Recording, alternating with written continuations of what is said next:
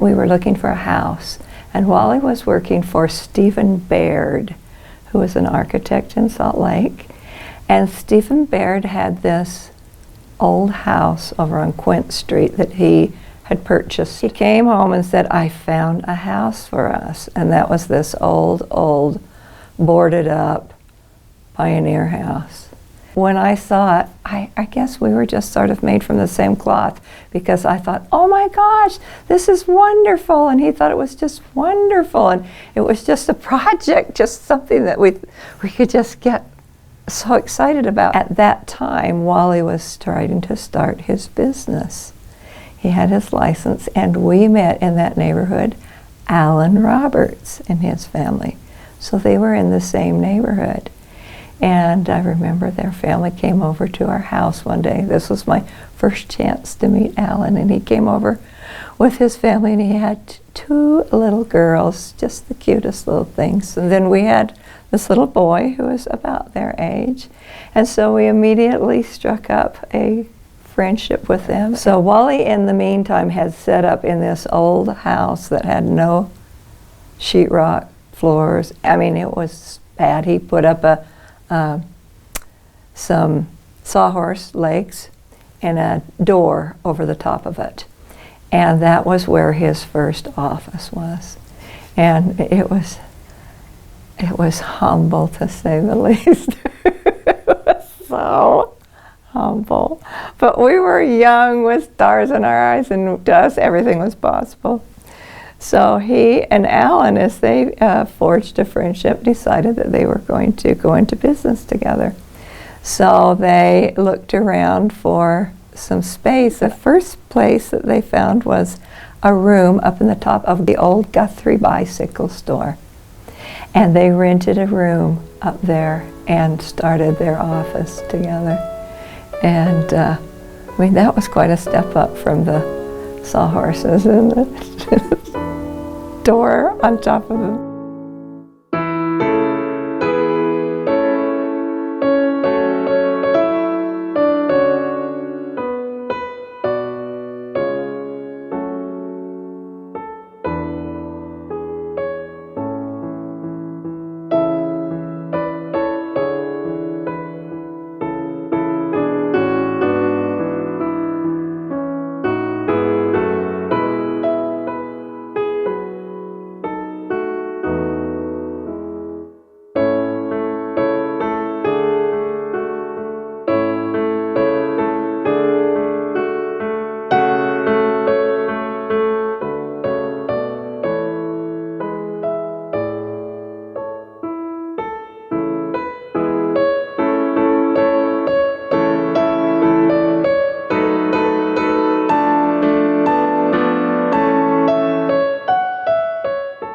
I've known Wally and Alan for a very long time.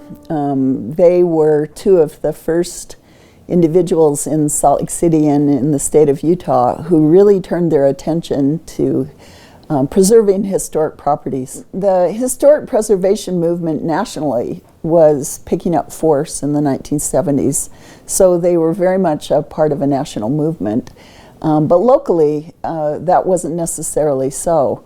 And I would say that Wally and Alan really dominated in historic preservation projects for the next 3 or 4 decades, getting most of the most important projects, but then also spending a considerable amount of time in their careers on smaller projects, on small hall parlor houses in central Utah and across the state. If you lined up all of the projects that Wally and Alan between them had done, they pretty much preserved 19th century Utah.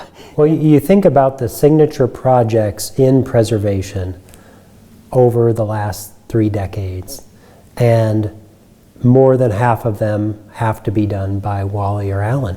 The phrase adaptive use was coined a long time ago, but really in Utah, I think it grew as Wally and Alan were able to educate the public and the leaders in communities about what that really is and what it means, and then be able to demonstrate it in a project. And so I think they brought the definition of the word to life. I wish I would have had time to look up all of the awards we have given to the firm over the years. You may have a number to quantify that. It's got to be more than 3 dozen. I mean, it might be 50. And to me, that speaks to the impact of the firm and the vision that Wally and Alan had when they started the firm. And from what I understand, they started small and kind of grew from the grassroots, doing projects that had meaning. That's still, I think, a core tenet. I see it as a core tenet of the firm today, is to bring meaning and connection to people through these places. Well, both Wally and Alan, as we all know, are both brilliant at what they do, but they're just as fine a people that you'd ever want to work with. Most familiar with 2 projects. One is the restoration of the old main building on the SUU campus in Cedar City. That's my hometown. Took classes in there as a student from the time I was a small child, living a block away from campus. I'm familiar with that building, and so it was wonderful to see that beautiful old building protected and preserved. The other big project we've worked with him most recently on was the restoration of the historic Wall Mansion, now the Thomas S. Monson Center. And those who saw that in need of the great repair realized what a incredible undertaking that was. One thing upon another that had to be done just to make it livable. But the thing that made it particularly brilliant is the absolute attention to every detail, every smallest detail, in preserving the finishes, the woodwork, the architectural integrity that went back to the original mansion. And that really is one of the architectural crown jewels in the state of Utah, I'm convinced. Wally and Alan, in building this firm, really carved the pathway for firm success doing historic preservation. And of course, along the way, not only did they set the standards for historic preservation, adaptive reuse, but they also helped preserve neighborhoods, urban centers, places all across the state of Utah that would not have the character, would not have the value, would not create the community spirit and history without their work. Their work is tremendous. That's the aspect of it that I know the most, I am most familiar with. I know that the firm has done remarkable work in institutional areas for church clients and for even the whiskey distillery up in Park City. I mean, it's been a very broad and very successful practice. The St. George Library, and I still look at it today, it's right downtown. It's a county project, but it's part of a block that was left unbuilt historically. The design that Alan and I came up with, in my mind, is very complementary to the other 3 very historic buildings on that block. We specialize in designing new buildings, and if asked to, we can provide a building that speaks very well to the character and history of a community, which the St. George Library does. One of the greatest compliments that I think our team received was the librarian told me that there was a editor from the New York Times in town, came into the building and asked the librarian how long ago they just finished the remodel. This was within a year after having opened a brand new building. That was one of the greatest experiences, besides the Garfield County Courthouse that we did with Alan. That was probably one of my top achievements in my career so far with that building. A historic building built in 1908. We designed a very compatible addition with it, very responsive to the community and responsive to the historic character of the original building. And it's a showpiece. The client loves it. And Alan went into that interview and proposed ideas that just blew the team away and said, this is the team that we have to have. There was a time when I was in a church leadership position and we needed a new stake center, a larger one that had never been done before, where we had multiple facilities bigger than the standard plan. course, I wanted to do it, but I couldn't because I was in the leadership. And they said, who would you like to pick? And I thought of Cooper Roberts. And so they did this wonderful stake center up in Logan at Utah State University. And it had so many unique features which, quote, broke all the rules. Things like bringing light into the chapel and having skylights. These were not allowed, but they're very successful. And the community was a little surprised with the innovations that Cooper Roberts had in the design, such as multicolored brick. I mean, today we take it for granted, but at that time it was new. And so they dubbed it the Aztec Center, which was a little bit of a slur at the time, but today it's a compliment. It's one that everybody knows where this is.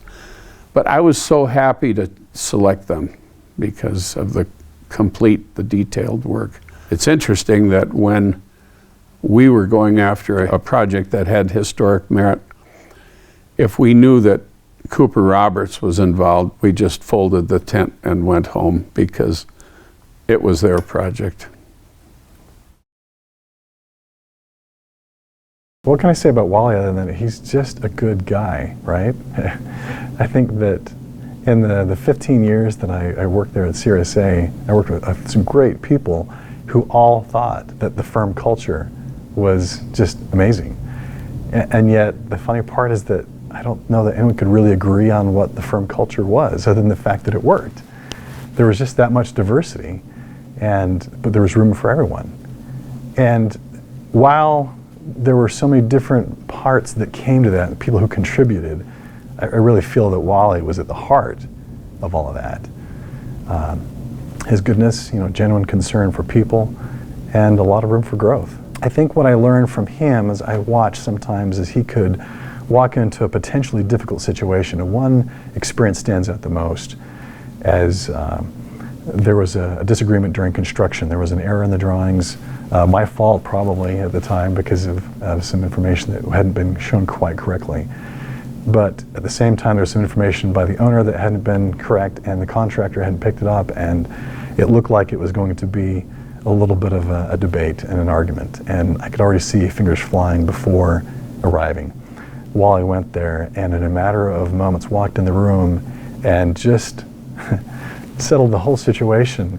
And it was amazing to watch his ability with people and how he could take a difficult situation and suddenly turn it into a three-way agreement very quickly that would not have happened had he not been there. On design build, we've got to get a design and the budget in sync with our proposal. And they had a budget and they had a program, and we were trying to get the two to mesh together.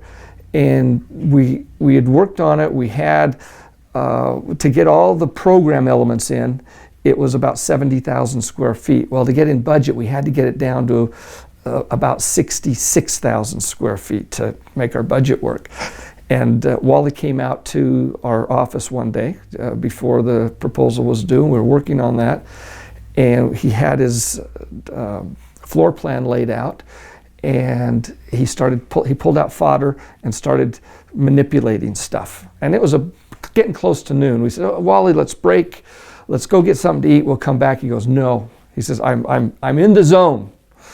You go eat and leave me alone." So we left and went to eat. We came back about an hour later, and he had taken all the program elements, made them fit in the 66,000 square feet that we needed, and so we could make the budget and still achieve all the program elements. And that's how Wally was. And just to watch him work like that was a real treat. The first big job that I worked with Wally on was a major renovation and total seismic upgrade of a 6-story building down in Santa Rosa, California, and I think that was back in the early 90s. When I really bonded with Wally was we were well into the design, and all of a sudden I'm in the shower and I thought, I've got a better way of doing this. So I went to Wally and I told him my idea, and we were well into the design. And Wally was such a stand-up guy. He said, JR, rather than say, why didn't you think of that sooner? He said, how much more time are you going to need and how much more money are you going to need?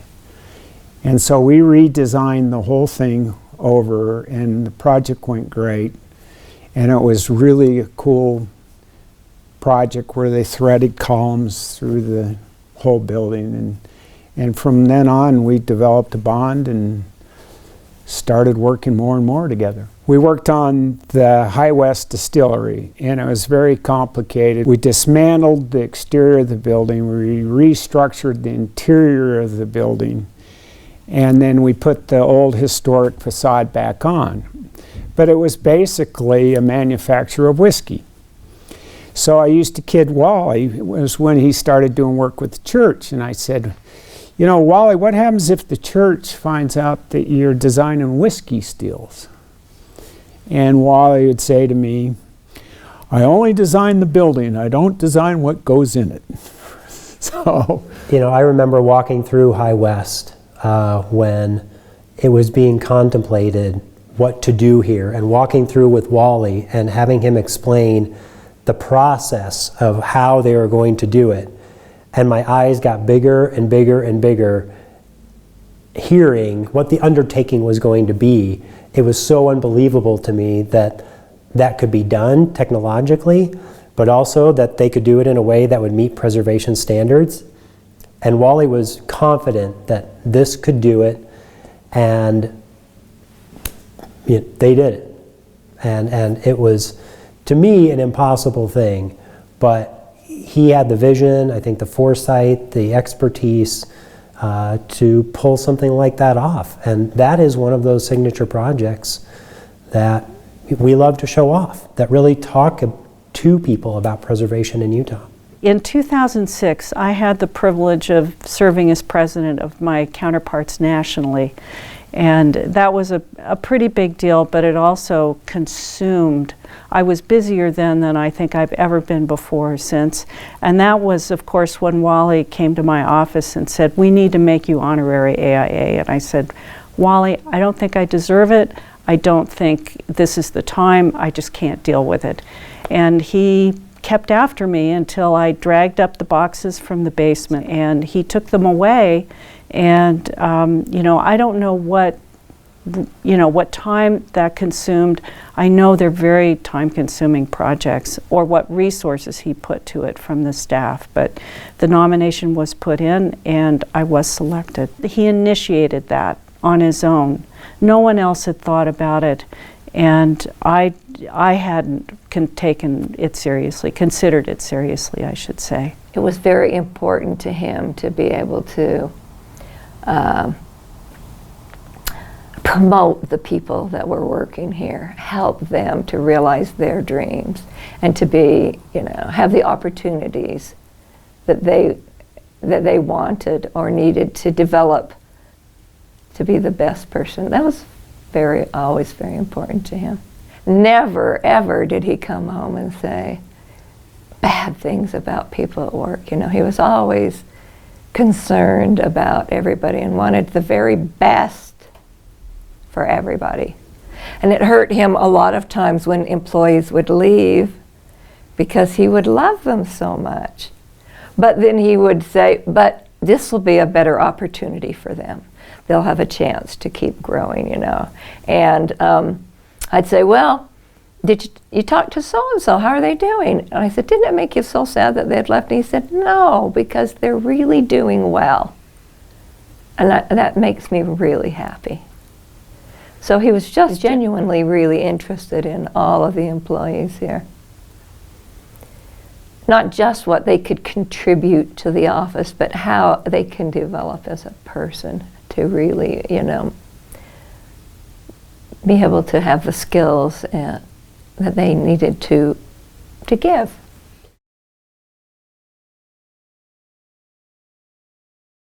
I've known Alan Roberts for, I'm thinking, 60 years. That goes back a long ways. He and I were in the same church congregation, and he was a little snot-nosed kid and smart, but we called him smart aleck at the time. You know, but he was always asking great questions, always energetic, and always full of fun. I think about Alan as not only a great gentleman, but a very smart scholar. I know he likes to write. He likes to ask questions. He likes to learn. He likes to develop things. And I don't know all of his projects, but I am amazed with his energy. I'm amazed with his intellect. And all through it, he's been a great gentleman and really a model for the community, because he has developed certain aspects of the market that were superlative to everyone else that was doing it, especially in the historic realm. Alan is, amazing architect. He's the quintessential architect in every sense. I think when I was first looking at becoming an architect, I wasn't sure I wanted to be the one who was doing all the networking and marketing, and I wasn't a great showman. Alan is all that, but he's also very talented and very, very capable. And he has this ability when in a meeting to have other people who may question what he might be doing or what the design is, and yet set them at ease very quickly, and they were confident that he was going to pull it off, and he did. And so it was very fun to work with Alan because he had that ability to lead other people. All of us have our places where we may struggle in a profession, but I would say he was very broad brush, had a lot of experience in a lot of places, very much a Renaissance man, and just a lot of fun to work with. I was working on the Utah Architects Project Committee, and we thought, gee, Alan would be such a wonderful addition. And it wasn't until I called him and we talked about it that I realized the depth of information, the research, the books, all that he's done in this arena, and it had unfortunately been invisible to me. He led the first Architecture Week tour of downtown Salt Lake City. It was focused on Richard Kletting buildings, of which he is an expert, and he gave us the best tour ever. I mean, it was fun, it was informative. You learned about a lot of other things besides the buildings. Alan is one of the most deeply intellectual persons that I know, and I think that's been really important in terms of the growth and development of Cooper Roberts. He's so devoted to architecture, but he's also so curious in terms of the world of ideas, and I think that intellectualism is something that colors everything that he does. Alan has been on more boards in our community than anyone I know, and when he's on a board, whether it's the Utah Humanities Council, or a board that has something to do with a variety of different issues, he's always the 200%er on the board, always actively engaged. If he had to review proposals for a board, he would be one who wrote pages and pages of responses to them. And I think that thoughtfulness and that deep intellectual engagement with things is just the way he lives in the world. Alan and I served on a nonprofit board, an Artist-Writer Center, and he came up with a brilliant concept for what the residences would look like, which fit in comfortably with the National Park Service, and his ability to synthesize that sensibility of Southwest Utah with that architectural design, I thought was superb. Alan is a Renaissance man. The breadth of his interests, and not just skipping across the surface. He drills deep. Whether it's architecture or history or painting. He's a remarkable individual. I've not done too bad in life, but I'm not in Alan Roberts' league. A great story I have about Alan was seeing him really sell his ability as an architect and the firm's ability as a preservation firm when the second phase of the Ogden IRS project when they were involved in the interviews for that project. And we served on the selection team with the IRS and with the U.S. General Services Administration. And so I saw all the teams come in, make their best pitch in 10 minutes, answer a few questions. And I really saw for the first time how Alan Roberts positions his expertise and the firm in a way that was very different. I think his flexibility, I think his confidence, his expertise that was just built on decades of doing similar projects.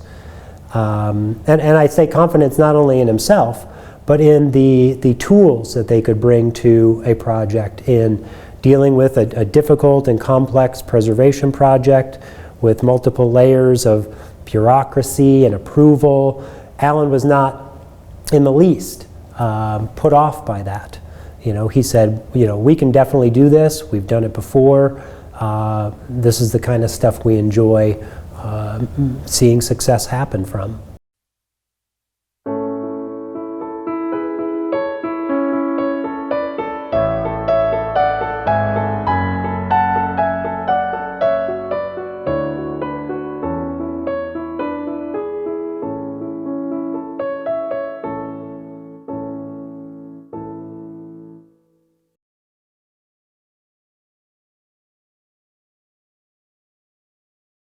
Always really respected Wally and Alan for sticking with their partnership. Cooper Roberts has never been Roberts or Cooper. It's always been this wonderful partnership between these two really good, smart, talented men who respect each other and have found this wonderful rhythm between each other. And in some ways they're very different from one another, but they are such complements to the strengths, and they also share this common dedication to the values of fine architecture, whether it be historic preservation or new buildings. Wally and Alan really are at the core of what Cooper Roberts was when I started, when it became Cooper Roberts Simons and then CRSA, and it grew and evolved. But as I watched it go from being a very small company to one of the largest in the state of Utah, and a firm that was very competent, I look back and I remember that there was no ceiling to opportunity. There was a lot of opportunity. Anything I really felt like I wanted to do, I could do. And they gave that kind of latitude, that ability.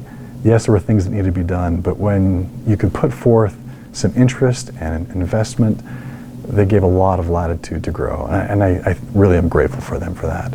I would say that the legacy of Cooper Roberts will last a long time. There's a lot of wonderful projects that have been built that have unique characteristics that are professionally done, but more so, I think it's the legacy of being a great human being, both of them.